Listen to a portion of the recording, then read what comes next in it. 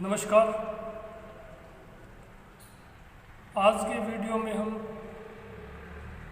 जैन धर्म की शिक्षाओं और सिद्धांतों के अंतर्गत उसके सर्वप्रमुख सिद्धांत शादवाद का सिद्धांत, जिसे अनेकांतवाद का सिद्धांत या सप्तभंगिनेय का सिद्धांत भी कहा जाता है, के ऊपर चर्चा करेंगे। तत्पश्चात जो शेष शिक्षाएं और सिद्धांत हैं उनके ऊपर चर्चा करेंगे।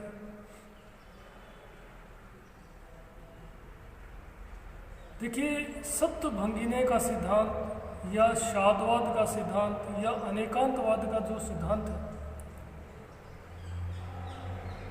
वो जैन धर्म के सिद्धांतों में सर्वप्रमुख सिद्धांत माना जाता है। इस सिद्धांत के अनुसार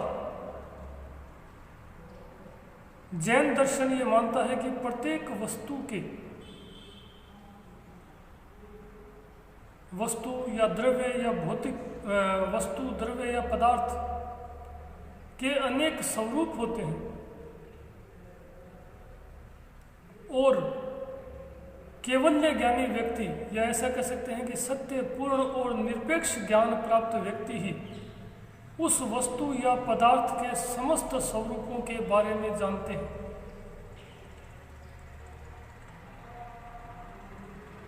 और जिन्हें निरपेक्ष या पूर्ण या सत्य ज्ञान प्राप्त नहीं है, वे लोग तो उस वस्तु के महज कुछ ही स्वरूपों के बारे में जानते हैं। कहने का तात्पर्य यह है कि जैन धर्म ये मानता है कि किसी भी वस्तु के अनेक स्वरूप होते हैं और उस वस्तु के समस्त स्वरूपों के बारे में केवल्य ज्ञानी, निरपेक्ष ज्ञान या पूर्ण ज्ञान प्राप्त व्यक्ति ही जान सकता है।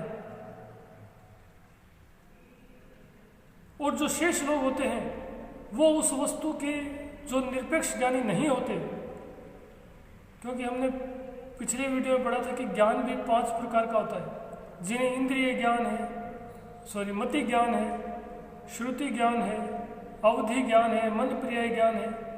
वो केवल उस वस्तु के महज कुछ ही स्वरूपों के बारे में जानते हैं, वो उस वस्तु के समस्त स्वरूपों को नहीं जान पाते। इस कारण वो उस वस्तु के समस्त स्वरूप को व्यक्त भी नहीं कर पाते।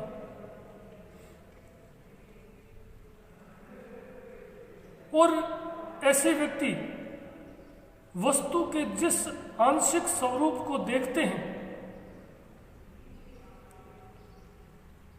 उसी को पूर्ण सत्य मानकर व्यक्त भी करते हैं। कहने का तात्पर्य यह है कि उनका कथन आंशिक रूप से सत्य होता है, पूर्ण रूप से सत्य नहीं। इसका कारण ज्ञान का अभाव, क्योंकि पूर्ण ज्ञान यानी निरपेक्ष ज्ञान के अभाव में, या ऐसा कह सकते हैं कि अज्ञानता के कारण वे उस वस्तु के समग्र स्वरूपों की जानकारी ही नहीं रखते, समग्र स्वरूपों की जानकारी नहीं होती। और निरपेक्ष ज्ञान के अभाव में उस वस्तु के समग्र स्वरूप की जानकारी न होने के कारण ही वे उस वस्तु के समग्र स्वरूप को भी व्यक्त नहीं कर पाते।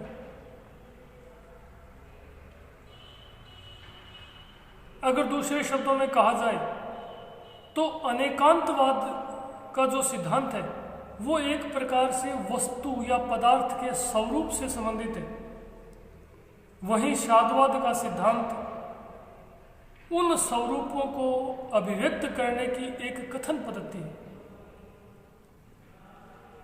देखिए, शादवाद का सिद्धांत के लिए मैं आपको एक एग्जांपल बताता हूँ, उससे आपको ये शादवाद का सिद्धांत है शायद अच्छी तरह समझ में आएगा। महावीर स्वामी ने भी अपने उपदेशों में है वो इसी उदाहरण के आधार पर ही इस सिद्धांत को समझाने का प्रयास किया। मान लीजिए, यह एक आप कथा सुनिए, उससे आप समझ आएंगे कि एक अंधों का गांव था। उस गांव में सभी लोग अंधे थे और उस गांव में पहली बार एक हाथी आया। पहले अंधे से पूछा कि हाथी कैसा होता है। तो चूंकि वो अंधा था, देख नहीं सकता था, वो हाथी के नज़दीक गया और उसके हाथ में हाथी की पूंछ है। उसने हाथी की पूंछ को हाथों से टटोला और टटोलने के पश्चात बोला, हाथी लंबी रस्सी जैसा होता है। क्या यह पूर्ण सत्य है? नहीं, ये तो उस हाथी के समस्त स्वरूपों को व्यक्त नहीं करता, लेकिन हाथी की पूंछ रस्सी जैसी होती है, तो यह आंशिक सत्य है, पूर्ण सत्य नहीं है। दूसरे व्यक्ति को कहा गया तो वो हाथी के पैर उसके हाथ में है और उसने हाथी के पैरों को टटोला और बोला कि हाथी खंबे जैसा होता है। क्या ये भी पूर्ण सत्य है? नहीं, लेकिन आंशिक सत्य है कि हाथी के पैर खंबे जैसे होते हैं। तीसरे व्यक्ति को कहा गया, उसने हाथी की सूंड हाथ में आई, उसने कहा कि हाथी पाइप जैसा होता है। क्या ये पूर्ण सत्य है? नहीं, हाथी की सूंड पाइप जैसी होती है। तो कहने का तात्पर्य ये है, क्योंकि वो केवल एक प्रकार से अनुभव जनित ज्ञान, हाथों से स्पर्श कर, यानी इंद्रिय जनित ज्ञान जो था, उनका ज्ञान केवल इंद्रिय जनित ज्ञान था। और हमने पूर्व की वीडियो में पढ़ा था कि ज्ञान 5 प्रकार का होता है। मति ज्ञान यानी इंद्रिय जनित ज्ञान, यानी जिसे हम देख कर, छू कर, स्पर्श करके महसूस करते हैं, वो ज्ञान इंद्रिय जनित यानी मति ज्ञान होता है। तो उन्होंने उस हाथी के जिस स्वरूप को अनुभूत किया, उसे ही उन्होंने पूर्ण रूप से सत्य मानकर व्यक्त करने का प्रयास किया। उन्होंने हाथी की पूंछ को छुआ, पैर को छुआ, सूंड को छुआ और जैसे वे थे उस स्वरूप को ही पूर्ण सत्य मानकर उसे व्यक्त कर दिया।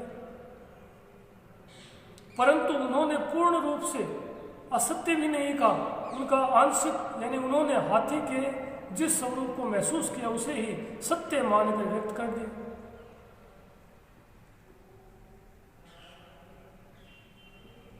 देखिए, जैन धर्म के अनुसार किसी भी वस्तु के बारे में या किसी भी पदार्थ के बारे में 7 प्रकार से कथन किया जा सकता है।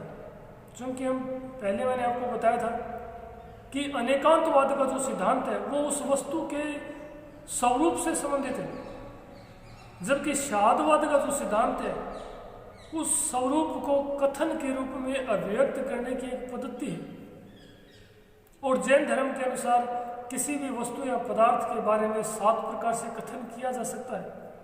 इसी कारण इसे सप्तभंगिनी का सिद्धांत भी कहा जाता है। शादवाद के सिद्धांत के अनुसार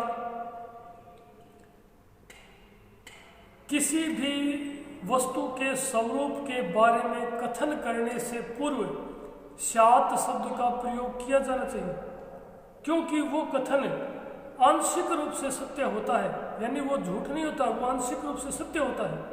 और आंशिक रूप से सत्य होने के कारण ही उस कथन से पूर्व शात शब्द का प्रयोग किया जाना चाहिए। क्योंकि देखो, जैन धर्म में एक मैंने आपको पंच महाव्रत में बताया था, सदैव सत्य वचन करने चाहिए और सत्य के अनुरूप ही आचरण करना चाहिए। इसीलिए इस शात शब्द का प्रयोग किया जाता है, क्योंकि इसमें आंशिक सत्य होता है। क्योंकि कोई भी कथन है वो आंशिक या सापेक्षिक सत्य होता है, पूर्ण सत्य नहीं होता। और जैन धर्म के अनुसार कोई वस्तु या पदार्थ के स्वरूप को 7 प्रकार से व्यक्त किया जा सकता है। जैसे आपको कोई वस्तु दिखाई दे रही है और उसके बारे में आपसे पूछा जाए तो आप कहेंगे कि ये वस्तु, क्या ये वस्तु है? तो आप, चूंकि आप उसे देख रहे हैं तो कहेंगे है। अगर आपको दिखाई नहीं दे रही तो आप कहेंगे कि नहीं है।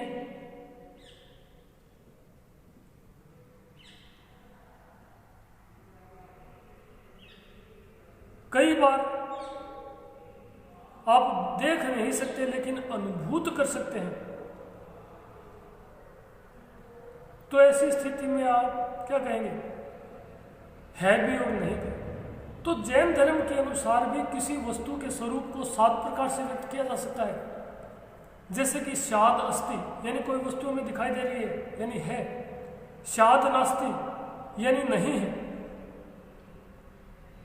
शाद आस्ति च नास्ति यानी है भी और नहीं भी, क्योंकि हम उसे देख नहीं सकते लेकिन अनुभूत कर सकते हैं। इसलिए और क्योंकि हमें पूर्ण यानी कि निरपेक्ष ज्ञान नहीं है, इसी कारण यह संशय की स्थिति होती है। चौथा जो कथन पद्धति है वो शाद अव्यक्तम।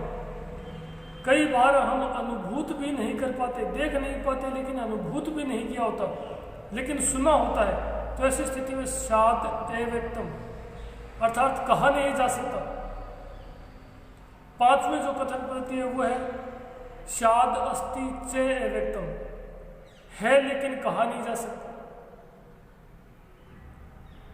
छठा जो कथन पद्धति है वो है शाद अस्ति चे शाद नास्ति चे अव्यक्तम, यानी नहीं है और नहीं कहा जा सकता। और जो सातवां जो कथन पद्धति है वो है शाद अस्ति चे नास्ति चे अव्यक्तम, है नहीं है और नहीं कहा जा सकता। एक प्रकार से पूर्णतः अज्ञान की स्थिति में ही मनुष्य इस प्रकार से किसी वस्तु के स्वरूप को व्यक्त करता है। तो ये था शादवाद का सिद्धांत।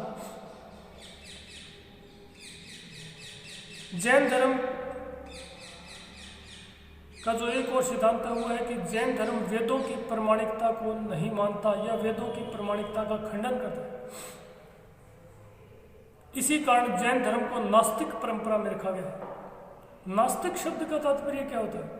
बहुत सारे लोग कहते हैं कि जो ईश्वर को नहीं मानते। ऐसा नहीं है।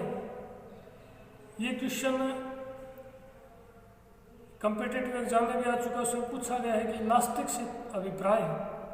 नास्तिक से अभिप्राय है जो वेदों की प्रामाणिकता को नहीं मानते, जो वेदों का खंडन करते हैं, जो वेदों में विश्वास नहीं रखते, क्योंकि आत्मा, ईश्वर, ये सब चीजें वेदों में ही उल्लेखित हैं। और जैन धर्म भी वेदों की प्रामाणिकता को अस्वीकार करता है। जैन धर्म के अनुसार जो वेद है वो ईश्वर द्वारा प्रदत्त न होकर मानवीय कृति है।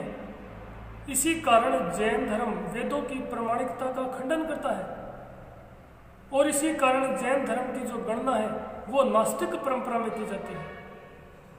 जैन धर्म का जो एक और सिद्धांत है वो है अनीश्वरवाद।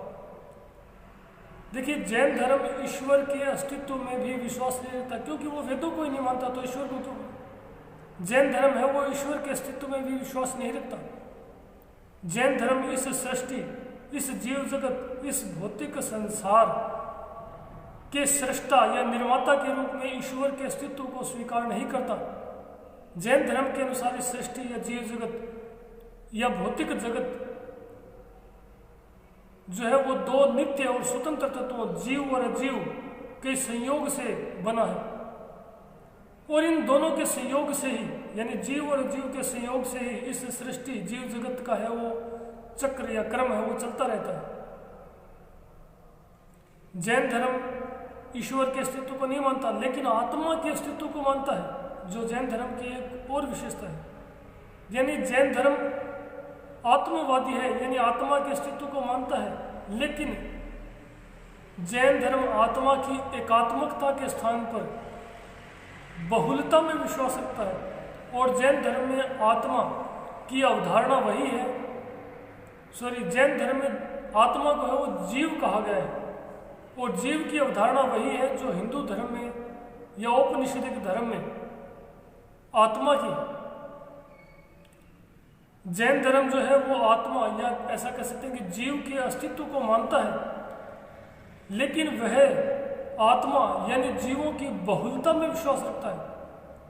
हिंदू धर्म के अनुसार जहाँ समस्त मनुष्यों में या समस्त प्राणियों में एक ही आत्मा है, वहीं जैन धर्म के अनुसार प्रत्येक प्राणी की आत्मा जो है वो अलग अलग है।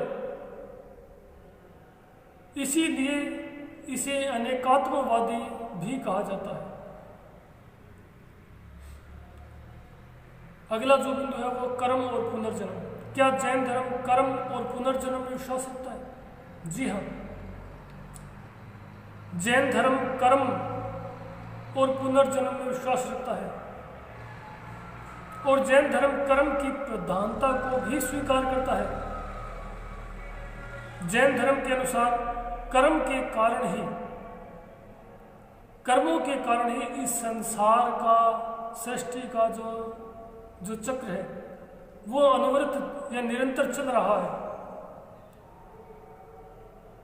इस संसार या जीव जगत में मनुष्य के सुख और दुख का कारण उसके कर्म ही है, और कर्मों का फल भोगे बिना जीव यानी आत्मा का इस जीव जगत से छुटकारा संभव नहीं है। इस प्रकार जैन धर्म के अनुसार मनुष्य के जन्म मरण यानी कि बंधन और पुनर्जन्म का जो कारण है वो कर्म ही है। धन्यवाद। जैन धर्म की जो शिक्षाएं और सिद्धांत हैं उनके ऊपर हमने चर्चा की। पहला कि ये निवृत्ति मार्ग है, फिर हमने जो बंधन और मोक्ष की प्रक्रिया है उसको 7 तत्वों के माध्यम से जाना था। तत्पश्चात हमने जैन धर्म के त्रिरत्न, पंच महाव्रतों, शादवाद का अनेकांतवाद का सिद्धांत, जैन धर्म अनिश्वरवादी है, नास्तिक है, आत्मवादी है लेकिन जीवों की बहुलता में विश्वास रखता है, और सबसे अंत में कर्म और पुनर्जन्म में उनके विश्वास के ऊपर वो चर्चा की। अगले वीडियो में हम महात्मा बुद्ध के जीवन तथा बौद्ध धर्म की शिक्षाओं और उसके प्रमुख सिद्धांतों के ऊपर वो चर्चा करेंगे। धन्यवाद।